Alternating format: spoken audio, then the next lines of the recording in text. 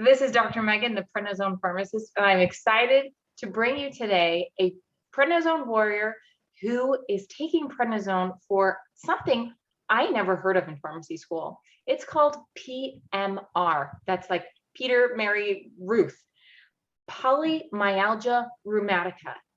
I never heard of it in pharmacy school, and it's not on a lot of lists for why people commonly take prednisone. But I've found that there are thousands and thousands of people suffering every day with PMR who have to take prednisone. So that's why I'm so excited to have Diane here on the Prednisone Warriors with Dr. Megan YouTube channel, because she can share a perspective that no one ever taught me in pharmacy school. All right, Diane, I'd like to introduce you. Please tell us, what is your prednisone story? Well, I was 2 years ago, I was playing with my grandchildren in the pool, and I was throwing them in the air and bouncing up and down with them. And the next day I woke up in horrific pain, and I literally thought I had just sore muscles and had overdone it. But 3 weeks later, I still had the same pain. I couldn't turn over in bed. I could not hardly dress myself. I couldn't pick my legs up to put my feet in my shoes or my pants, my socks on. I couldn't lift up over my head to take your shirt off. Putting on a seatbelt and putting on a bra were horrendous. I had to do everything from the front, and I can't even explain the pain. I went to the doctor, and even just to turn over on the table in the doctor's office caused me to scream out in pain, and I'm not a screamer. It was really, really bad. So she gave me a shot of prednisone at the time for the pain, and then told me that I would probably be fine to take Tylenol and whatnot, because she thought it was probably fibromyalgia or some kind of myalgia. It did not go away, and it kept getting worse. She referred me to a rheumatologist. And this rheumatologist did a bunch of tests on me, physical tests, not blood work or anything like that at the time. But she said, by looking at you, because it was all in the shoulders and it's all in the hips, that I probably had polymyalgia rheumatica. And it is typically women over 50 of European descent, of all strange things. My mother's from Liverpool, and I fit all the bill. So she put me on 20 milligrams of prednisone right then. And I started having regular blood work done to check my CRP levels, your C-reactive protein. And I was supposed to get down under 10 in order to be getting better. That was in July of 2019. I am only now better. This lasts, from what I'm told, for anywhere from 6 months to 5 years. It's not terminal, it's not permanent, but it is debilitating. But it also has a side effect for some people called, I think it's GSA or something like that, where you can actually go blind. It affects your vision. So you have to have regular checks with your ophthalmologist as well as your blood work constantly. So that's the best way I can describe it. Wow. So that's over 2 years that you have been on this roller coaster of pain and prednisone. Yep. Yeah. Wow. So yeah, I think that that other condition is called GCA, or giant cell arteritis. Right. And it's like these arteries on the side of your head and crazy stuff can cause your eyes to go blind. It's like hard to describe. I don't really fully get it, and I'm in healthcare. And so it's just weird how this blindness could have anything to do with muscle pain, right? Like, Yeah. How do these symptoms and syndromes overlap? Nobody really knows, which is what's hard. And it sounds like your situation is so typical that they had a hard time figuring out what it was, because Yeah, unfortunately, many doctors don't know what it is either. I belong to a support group on Facebook, and that is where most of the information is being shared back and forth. And you'd be amazed at how many of the people that have it have been diagnosed themselves and went to the doctor and said, could this be it? And sure enough, the doctors weren't, they had no idea. Yeah, no idea. Because I mean, they teach us most of the conditions in pharmacy school, and this is not one they mentioned. I talked to my little brother who's a pharmacist last night. I was like, have you heard of PMR? He's like, PM what? Never heard of it. But Sure. it's not that uncommon too, which so it's really surprising that I thought I had like this world of things that I thought I understood, that PMR is outside of that. And so if it's outside of what I understood, and I had a very generalized education, I went even deeper and got board certification in chronic things like rheumatology conditions, Yeah. and I still never heard of it. So I think that's one of the trickiest parts about this condition is getting that true diagnosis. And so you're saying you went from original problem to diagnosis after just 2 doctors, right? Or is it longer than that? No, it was 2 doctors, but my general practitioner, she tried everything she could think of. She agreed with me at first that it was probably just soreness from playing with my grandkids in the pool and those motions I went through. But when it didn't go away and I went back, she tried to send me to physical therapy. And when I called and told them my symptoms, they're like, well, you want to work on your arms? You want to work on your leg? I said, I have to work on all of it. Nothing, I can't move. Nothing's working. That wasn't going to work for me, and I wasn't able to physically move. I've only just now started being able to get my muscles working again and be able to get that muscle tone back.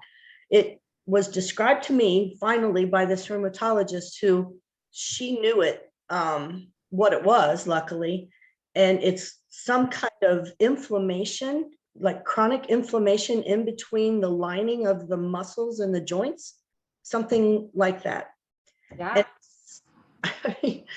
So many people have described it so many other ways, but that's what it feels like. You lose, well, you know, all the symptoms you get from prednisone. That's even worse. Once you get it and you get out of the pain, then the prednisone becomes the whole other situation. So yes. So you mentioned like 6 months to 5 years that it's typical, and for you it's been just 2 years, right? And so we know that it lasts a certain amount of time. But what about typical doses for prednisone that you've seen? So you said you started at 20. Tell us more about like what was the highest dose you ever went on, the lowest dose you ever went on, that type of thing. Well, when the first time it was a shot and it was a lot, I don't even know. And it relieved the pain, but it came right back with a vengeance. And I think I was on 30 milligrams and then down to 20. That had to go back up. It's a process through the whole time of going up and down. Eventually, as a patient, you start to be able to control yourself, how to taper down. Because she would say, well, drop 5 milligrams. Well, 5 milligrams would kill me. Yeah. I'd end up having to like cut it in half and do 2.5 milligram or, 1 milligram. When I got to the end, I was down to taking 1 milligram and then 0.5 milligram and 1 milligram, like for 3 weeks. It's a long drawn out process. Yeah. But I finally got there. So when would you say you were on 30 and you're on 20? When would you say you were finally able to really start going down? Maybe, you know what? The first year I was up and down the whole time. In the pain. I couldn't tell if it was the prednisone withdrawal or if it was the PMR. You get to a place in this process, you don't know which is which. The pain is so bad. And then you get depressed and you have all these other feelings that are coming from the withdrawal and the prednisone. But I'd say this last year, I've really been able to concentrate on the taper, but not without pain. I think you start to normalize that and expect it. And you know that you have to go, it's almost like withdrawals on any kind of drug. You have to go through that horrible period to get to that next step. So to go from 10 milligram down to 9 was a painful process. And it took me all year to get to this, to where I just stopped taking prednisone. Yeah. So what dose change would you say was the most tricky for you? Because I've heard 10 milligrams from a lot of people. I was just going to say, when you get to 10, you get all excited and you're like, yay, I'm down. It's a low dose, whatever. You feel like it's a low dose. But getting from 10 to 1 is pure pain. I mean, it is hard. It is hard because when I got to 5, I started just dropping in 0.5 milligrams. I would do 5 for 3 weeks. And then the 4th week, I would do 1 day 5, 4.5, 5, 4.5, 5 for that week. Then on Sunday, I would drop to 4.5. I would stay on 4.5 for another 3 weeks. And then I would drop 4.5, 4, 4.5, 4 until that Sunday, and then drop to 4. And there were several times I went back up from 4.5 back up to 5 or whatever, because, and it took a year. Took a year of just the tiniest little changes, just You wouldn't, and that sensitivity. that teeny weeny little pill, what it can do, you just are, it's hard to imagine. I'm so glad to hear you describing that taper in such detail, because I get asked all the time, well, what works? And it's like, you really have to like work with your doctor closely, and when you get to the point where you were, really listen to your body as well to figure out precisely what you can do, and how prolonged that was, how truly drawn out that was for you. Just like a 0.5 milligram basically every month that's insane. Like how the mental game of it all must have been so hard for you. Sometimes you had to go back up, and it was just so depressing. I mean, it's hard to do because you desperately want off of it. It does horrible things to your body. I showed you a before and after picture of me when I was like a couple months in on prednisone, and I looked like a giant pumpkin. You look like a different person, like a completely different person. It was a long process. I wouldn't wish it on anybody. I wouldn't. And I mean, you know, there's things you can try, and I tried all kinds of other things too, you know, diet and exercise. You can't exercise. Honestly, you just can't. If No, you can't even put your shirt on. You can't. Or, I mean, you know, I was blessed that I could work from home. That was the only blessing, because that week of switching, I would go into you also, it affects your hormones and everything. You get depressed, you are in pain, you are lethargic. There's all these things that happen. And if I couldn't work from home and people had to see me like that, I probably wouldn't still be working. Yeah, you would have had to leave the workforce, right? Like this is the taper process itself is so debilitating, right? That it would require you to no longer hold down a job. I thought, and I had just started a new job when this happened to me. Oh my gosh. Yeah, just started one. And I was crying to my doctor. I'm like, please, you've got to give me something I need to keep. I want this job. I like it. I want to keep it, you know. Yeah. And the pandemic, as awful as it actually was a blessing to me to have to stay home and work. Yeah, and it normalized working from home, right? Like you weren't the only person doing it. Right. And that you could do this taper misery and nobody was there to have to build it because you were social distancing. That's right. My little dog was giving me lots of little licks though, because I would be crying or whatever I'd be going through. But yeah, it was painful. I'm glad you had a dog. Me too. That is awesome. So, I mean, when you were describing tapering, you're like, I'm going to drop by 5 milligrams. If you'd gone from 5 milligrams, like if you'd gone from 30 down to 25, would you be able to handle it? Or was it 10 down to 5? That's like, it depended. Sometimes, I mean, when I first started out, dropping a lot was not as hard as when you get down to where you're like at 10 and you're trying to get off of it. That's when it seems like it just seems to be just those little 0.5 milligrams are more important. When you're way up at the top, it was easier to drop like 5. But then like once you get to 20, it was more like maybe 2.5. Mm-hmm. Not 5. You couldn't just drop from 20 down to 15 or you were going right back up to, you know, starting it all over. Yeah. I'm so glad you just described all of that, because it proves to me that it's really a percent that really is what you can do. That you could do 20% or 10% or maybe 5%, but it was always like 20% of 30 was nearly 5, right? Whereas 20% of 5 is 1. And you were really doing like 10%, which was 0.5. And so it wasn't necessarily the milligrams itself. No. It was the percentage drop that really made the difference, right? Yeah, exactly. Yeah. Mentally strong you can be to do it. Honestly. I mean, my mother would listen. She could tell by my voice, oh, you're dropping, aren't you?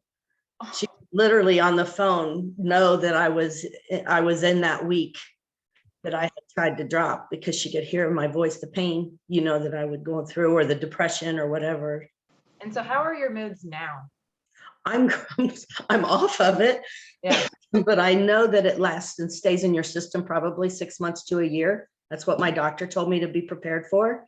She said, don't expect to just drop all your weight. Don't expect to just go back to being, like you were. And the other thing that happens, not to someone in your age group, but in mine, is you can't tell if you're aging, if it's PMR, or if it's the prednisone, because in this process, you're continuing to get older. And so when your hands start to hurt or other things, you're like, is this PMR? Is this prednisone withdrawal? Or is this arthritis? What is it? And nobody can help you diagnose any of that. I think that is the trickiest thing, because I mean, I was having hot flashes in my 30s. Like, what? Like, this isn't normal. And like, it does the strangest things to you. But having that I hadn't had anybody quite describe it the way you said. Where is it aging, or is it prednisone withdrawal, or is it your actual condition coming back? That is such a tricky distinction to figure out. Did you ever be like, oh, I think it's really this? Like, what would lead you to one or the other? Well, I talked to other people. I was in this support group on Facebook that honestly, anybody that has PMR should get on there, because more information there. And I recommend you all the time on there, because like, you're on prednisone, you need to listen to this doctor. She knows, she's been on it as well as she's trained, so most of the advice that I found that was most helpful to me was support groups and talking to other people. I talked to my gynecologist, I talked to nurses, I talked to friends, and it was amazing to me how many people actually had PMR that had never heard of it before, but had just gotten it as well. When you become part of this social group, all of a sudden, everywhere, right? Buy a yellow car and you start to see yellow cars. You know what I mean? Exactly. Yes. I feel the exact same way. Yeah.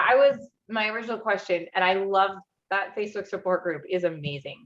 And the question was, did you ever figure out, was it joint pain from aging, joint pain from PMR, or joint pain from withdrawal from prednisone? Did you ever figure out a way to distinguish it? I could kind of tell. I knew that the pain in my shoulders and the pain in my hips was PMR. Yes. But when you're tapering off the prednisone, which is supposed to help with the pain, and it comes back, then, your assumption is, okay, well, I need to go back up on the prednisone. But if your hands start to hurt, or your knees, which other people have said, they've had those symptoms as well. I'm like, well, have I got, my knees, joints wearing down? Am I getting osteoarthritis? You couldn't really tell. I always knew the depression and the mood swings were prednisone. Always. Oh yeah, for sure. Those mood changes from prednisone, like you can nail it on that one for sure. 100%. They're directly. And I'm no longer in that age group where I have a monthly cycle. So I knew it was prednisone. It couldn't be the hormonal cycle causing the mood. No, it was not PMS. It was to be the drug. Prednisone. Yes, definitely. Oh, I just love how you're describing all of these things. I think having somebody to describe it helps other people to be like, oh, it's not just me. I'm not the only one who couldn't figure out where this pain is coming from, why I'm having these mood swings. It's so empowering knowing that it's not you, it's the drug, right? And keep going. I feel sorry for a lot of people, because family members, you look normal. You look like you're fine until you try to get out of a chair or try to put on a seatbelt or something like that, and you cry or you groan, and they're like, oh, what's wrong with you? You getting the sympathy and the understanding from your family is also difficult. I live, I don't have that situation in my personal life, but I've read so many people who have actually struggled with that understanding that there's something wrong. And just because you look normal, with your makeup on and your clothes or whatever, you feel like hell. Yeah. And it's horrible, Yeah. So what would you say if you were trying to describe this, like what you wish your family knew to your mom or your sister or your children, whatever, what would you say? Like, how would you be like, this is what I wish you understood about PMR or prednisone? Well, lending credibility to it, seeing other people talking about it, knowing that it's a real thing. And that, for my mom, she started to understand because strangely enough, someone in her that she worked with also had it and had been gotten over it. And one of my girlfriends, her brother got it in the course of my having it. And I was able to kind of help him through some of it. I found talking to people, I had a girlfriend that I didn't know had lupus and had been on prednisone and is on it to stay alive. Yeah. I think I would want people to maybe look at the support group. That's where I found the most information. YouTubing things, trying to figure out, YouTubing prednisone use, having your family actually see that there are other people out there that are suffering, and it lends credibility, that just being patient and really believing people. I don't know. Yeah. That this mood change isn't me just being mean. It's the drug, right? You can't control it. It is something that is just hormonal. I would see myself and think, what is wrong with you? Why are you so emotional? And I could sit down and just cry for no reason, just cry. Yeah. I'm not a crier. I'm not one. I just am not. I've never been, but I have the last 2 years. Yeah. I mean, out of sheer pain or out of just the emotional strangeness of prednisone. Or you could just cry for the fact that you're just crying. Prednisone just makes you crazy. Mm-hmm. It really does. It really does. I felt the exact same way, and I have no other mental health issues, but while I'm prednisone, I do. I get it. Yeah. Until I started taking it. Yes, exactly. So we talked about what to have our family expect. What would you tell others who are taking prednisone to expect? A roller coaster ride, but I wouldn't want to discourage them for not taking it, because it does fix the pain. It has credible, faculties that when you are in that much pain, it is helpful. I won't lie about it. If I had to go back to feeling like I did versus taking the prednisone, I would take the prednisone. The hard part is getting off the prednisone. Once you get that pain under control and then you start trying to taper, I would suggest trying to taper as fast as you can before you get too much into your system and it becomes hard to get off of it. If I had to do it again, I don't know if I wouldn't look for alternative ways to combat that. But, when you're in that much pain, all you want is something to make it better, So yeah. I started doing acupuncture and it helped.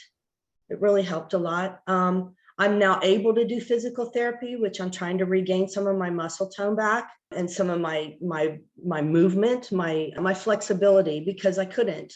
I mean, this was impossible probably a month ago. Wow. You've made that much progress. A month ago. I couldn't have done that. I can tell you because I was at physical therapy and she's like, we got to start working on that. And yeah, it's a process. It's a process. Yeah, they say like one of the diagnoses is, can you make the touchdown? And it's, nope, can't make that touchdown sign. Putting on my socks was like a goal. Just being able to put on a pair of socks, to put the seatbelt on, it was the worst thing. To try and put a seat. Just reach that and go across and just use your shoulder like that.